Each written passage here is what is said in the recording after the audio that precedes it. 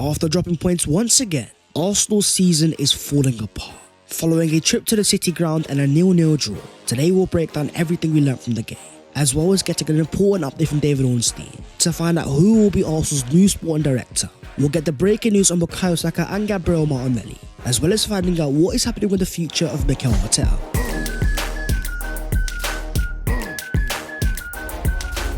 Yo, what is going on guys? My name is Basketball T and welcome back to your boys channel, and what do I even say at this point? Life as an Arsenal fan has gotten really hard, and today we're going to break everything down. So as per, smash a like on the video if you enjoy it and subscribe to the channel if you are new. But starting off with what we learned from Nottingham Forest 0, Arsenal 0. After losing against West Ham on the weekend, going to Forest away was never going to be easy. A team in third place trying to enter the Champions League with one of the most in-form attackers in Chris Wood. Despite of that, Arsenal were in control with over 65% possession, a total of 13 shots, but with only one of them being on target. That means that over the last two games, despite having over 66% of possession, a combined 33 shots on goal, we've only had 3 shots on target. We might have won this game on XG, but that doesn't even matter, because going forward, Arsenal looks stale. Mikel Arteta's philosophy has always been about control, but the idea behind it is because we have the quality. The likes of Bukayo Saka in the final third, able to produce a moment out of nowhere. Without our top 4 goal scorers, Arsenal's attack just looks predictable. The same exact patterns time and time again. The only tactic being getting the ball to the wingers and trying to find someone at the far post. With Forest manager Nuno confirming after the game, the reason why he didn't play a back 5, because Arsenal don't have a striker.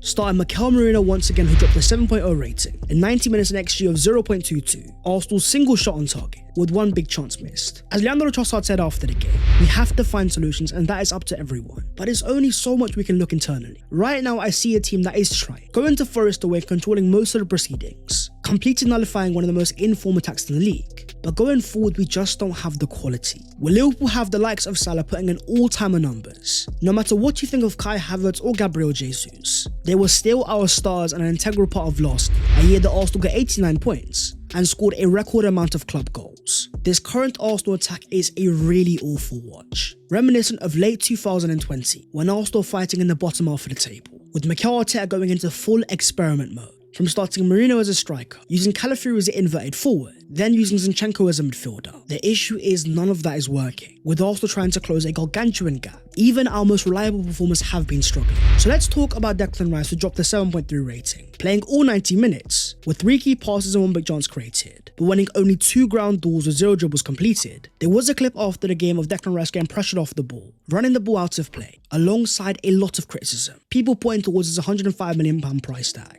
asking questions of if we are seeing that level of quality. But honestly, I don't think Rice is a problem. For a player that's provided an expected assist of 6.7 this season, ranking only 0.3 behind Mo Salah, for someone that is known as a defensive midfielder, Rice isn't perfect. His decision making under pressure definitely needs to improve. But are we really going to blame our entire attacking output on a player whose main strength is to win the ball back? Especially when you look towards our captain and Martin Odegaard, shots of confidence and not looking anything like himself. Without Bukayo Saka, the pressure on Odegaard has grown. Unfortunately, we have not seen him deliver. Not provide Arsenal moments to win games out of nowhere. What I see right now is a player that's very indecisive in the final third, not firing those passes in behind, not trying to break the lines and make things happen. Arsenal in general have become far too predictable, an area you can also critique Mikel Arteta. Being without your star attackers was never going to be easy, but can we see better patterns of play? Can Arsenal play with a higher intensity? Our current rate of moving the ball is way too slow. What about Ethan Nwaneri, who dropped a 7.1 rating, playing 77 minutes and completing a whopping 6 out of 8 dribbles, winning 7 of 10 ground balls. This was the second time in the last 3 appearances that Nwaneri completed 5+ dribbles, the first 17-year-old to do so in multiple matches in the Premier League since Raheem started for Liverpool in 2012-13. He definitely wasn't electric, but he was trying. All you can really expect for a player at 17, despite the burden clearly growing. As Mikel Arteta confirmed after the game, he was taken off once again due to cramp from the 45th minute, so he stretched him as much as we possibly could. But we cannot lose the player, and he was really fatigued. Something completely normal for a 17-year-old, used to playing at a lower standard of football. We've seen him get injured before in January after playing too many games. It makes sense for Mikel Arteta to be careful, but at the same time it's also a sign of how far Arsenal have fallen this season, relying on a 17-year-old to not only carry our attack, but the only player trying to actually provide a moment. The main issue for me is the fact that we're letting certain players down. In particular, I'm talking about Gabriel Magalhaes, who dropped a 7.4 rating, with 6 clearances, 2 aerial duels and 4 ground duels won, alongside William Saliba locking off one of the most in-form forwards in Chris Wood, to next to nothing all game. There was some talk after the game of an argument with Declan Rice, but when Mikel Arteta was asked about it, He says, I don't know. I haven't seen it. I walked to the referees and to our supporters and I didn't see anything. They are probably demanding of each other. I really don't know the topic that they discussed. In a year that Gabriel has done his job, Arsenal's defence may not be as good as last season, but it still stands as one of the best in the league, with the least amount of goals conceded from open play. William Saliba denying Chris Wood a goal as well, who himself dropped a 7.9 rating, 7 clearances, 2 interceptions, 1 important last man tackle and 6 out of 6 aerial duels won. The defence still is doing their job, and shout out to Yuri and Timber as well. A year after an ASO injury, he's playing week in week out, going into intense physical environments and coming out on top. In a year full of so many negatives, the defence has been one of our shining lights. But in terms of William Saliba himself and his Arsenal future, despite reports linking him with a move to Real Madrid, talk that Florentino Perez, with Fabrizio Romano reporting that Florentino Perez sees him as the Jude Bellingham of defenders. According to reports coming out of Spain now, Real Madrid's plan for next season is Raul Asensio, Jacobo Ramon, and Joan Martinez alongside Alaba, Rudiger and Militao. Asensio's ascent has changed Madrid's plans, with Trent expected to be the only arrival next season. The article indicates that Madrid will not make a move for William Saliba. With their own young star breaking into the team, it looks like the Saliba plans may have been halted. But seeing our defenders thrive and even Gabriel enter the peak of his powers at 27, these players deserve better. They deserve investment going forwards. They deserve a front line the same caliber of their defensive ability, because these guys are doing their job on a consistent basis. Right now they are being completely let down, not by a lack of effort, but by a lack of quality going forwards. For Arsenal, yet another misery compiler, with Liverpool themselves winning once again, this time against Newcastle 2-0, in a game where they faced Newcastle without Alexander Isak, just a few days after playing Man City with no Erling Haaland. They have taken advantage once again and now are on 67 points after 28 games. A single defeat all season, being 13 points clear of Arsenal, who may have a game in hand, but according to Opta, only have a 1% chance of winning the Premier League title. At this point, it has become 99% faith, 1% chance. But even the faith is starting to dwell. Seeing Liverpool be so consistent and churn out results, get their tactics right on a week in week out basis, as well as having all their attackers available. As forward player Stephen Warnock said, if Liverpool had lost Salah, Jota, Diaz and Gakpo, they would not be in the position they are in. And that was replying to Arsenal. Without their top 4 goal scorers, their main attacker in Bukayo Saka, we are playing our 4th or 5th choice attack, a makeshift striker who is a midfielder. The question is, how will Liverpool do in the exact same position? But they also deserve credit as well for how much they have rotated, accommodating their best players and making the right platform. Slot in his first ever league year has got so much right, but the key thing to winning a Premier League title is not just quality, but it also takes a bit of luck. We saw it last year for Arsenal as we fought for a title. Our key players were available, allowing us to go all the way towards the end. But even then, with Heung-min Son missing his chance, Chris Wood missing open goals, despite having so much quality, Lady Luck was not on our side. Right now, Liverpool have the luck and they've got the quality, and the main thing is their competition is completely crippled going forwards. But in terms of Mikel Arteta after the game, saying over my dead body, he still stands by that he is going to fight until the end of the season. There was no denying that he looked on edge in the interview, looking very frustrated and angry. Mikel is a fighter, of course he's not going to give up. But as Arsenal fans right now, do we think the likes of Mourinho, Trossard starting and Sterling off the bench can help us bridge a 13-point gap? But going into the game having put out controversial quotes, with Mikel saying we should be in mid-table, with the amount of red cards and injuries that we've had, it caused a lot of controversy and of course people are going to be angry. Arsenal fans right now are on edge. In a year that we were meant to get over the line, our main competitors of the last few years completely falling. Watching Liverpool come in and swoop for a title really hurts. But when talking about the future of Mikel Arteta, despite the pressure growing, names like Julian Lagosman getting thrown about, my question is, whether it's him, Inzaghi or Alonso, no matter who your dream manager for Arsenal is, no matter how good as managers they may be, if they lose 4 of their key attackers in the title run, I don't expect them to go win the title. Despite that Arsenal are second, still 6 points clear of 3rd place, I don't believe sacking Mikel Arteta is the answer. I still see a manager because we know what he's capable of when he's got his players available.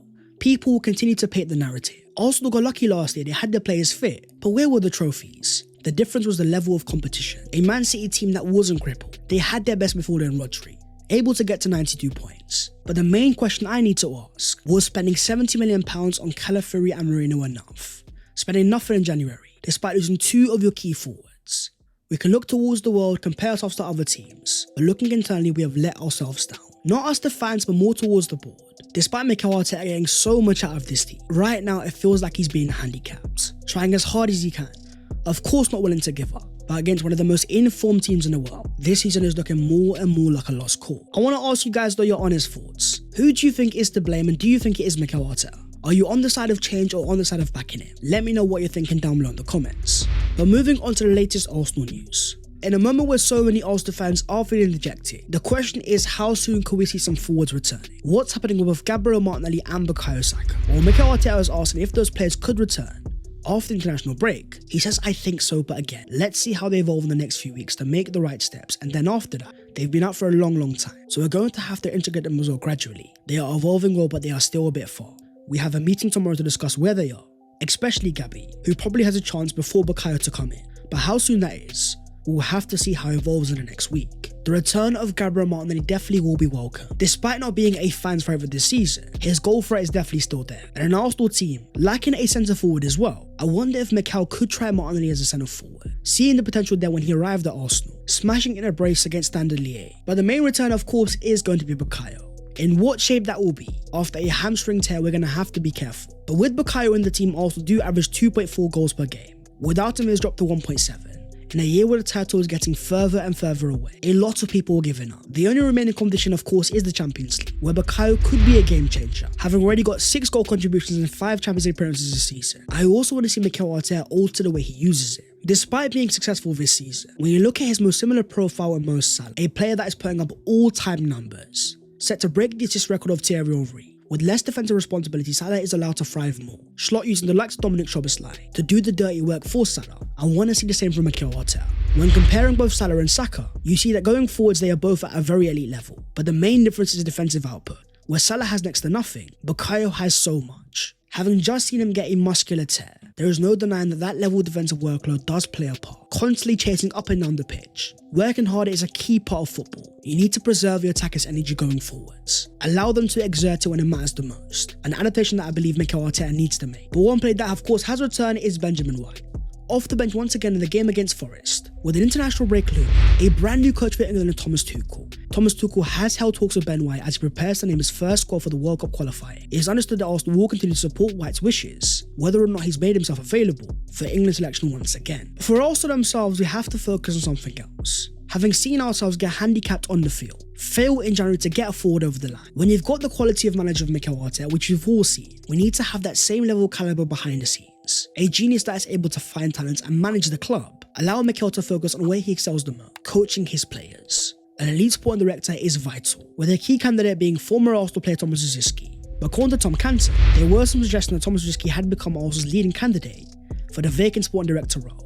However, Football London understands, this is wide of the mark. Rosicky has been considered, but he is not the first choice. Currently working at his former club Sparta Prague, Rosicky has done a good job, but what Arsenal need is the best of the best.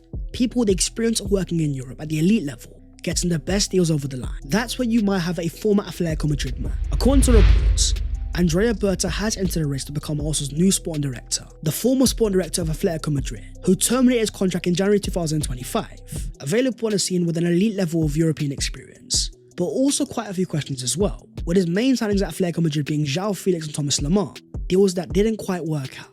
Berta definitely has an eye for talent, but the question is, can he build an elite squad? As Arsenal are looking for the final pieces, trying to build a win-now environment. According to reports, you also may have Paris Saint-Germain's Luis Campos. As reports in France claim, Arsenal are pushing very hard to convince Luis Campos to turn away PSG and join Arsenal and come to the Emirates Stadium. This guy definitely has elite level experience. A major part of Monaco's 2017 revolution, a team that had the likes of Kylian Mbappe, a thriving Thomas Lemar, with Bakayoko and Mendy as well as the likes of Bernardo Silva, with these being his key rivals and key sales. Number 1, Nicola Pepe, number 2, Osimhen. Then of course you had James Rodriguez. Rafael Leao also making the list. There is no denying Luis Campos has an elite eye for talent, with the ability to negotiate and get high sales as well. According to Duncan Castles, Campos is open to leaving PSG, with Mikel Arteta advocating for him to replace Eddie as Arsenal sporting director, with even reports in France claiming Arsenal have made contact with the entourage of Luis Campos.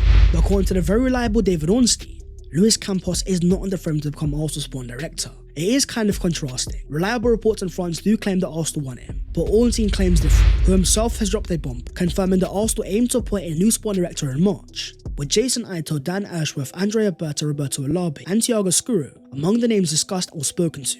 Process ongoing as Arsenal whittle down options to interview before the final decision. The first name on the list of course is a current interim director, an internal option that a lot of people are against, mainly because of a lack of elite experience. You then of course also got the former Newcastle Man United man and Dan Ashworth. having left Man United at the start of this season after advocating for Southgate over Amorim. I'm not sure if a lot of Arsenal fans want him either. A standout option is definitely Roberto Olope, set to leave Real Sociedad, with Arsenal already set to secure the services of Martin Zubimendi, a guy that has scouted Isak and so many more, being from the same region as Mikel Arteta. You also have Monaco's current director Thiago Scuro, having got them back into the Champions League and rebuilt a team. The list is definitely promising, showing that Arsenal are looking for elite options, trying to get the best of the best. I don't think people quite understand this will become a pivotal appointment in the project. If Arsenal are able to get a man of elite experience, it could play a major part in getting us over the line. As Ornstein confirms, it will be in March. No matter who Arsenal get, a key thing is definitely going to be a new forward signing.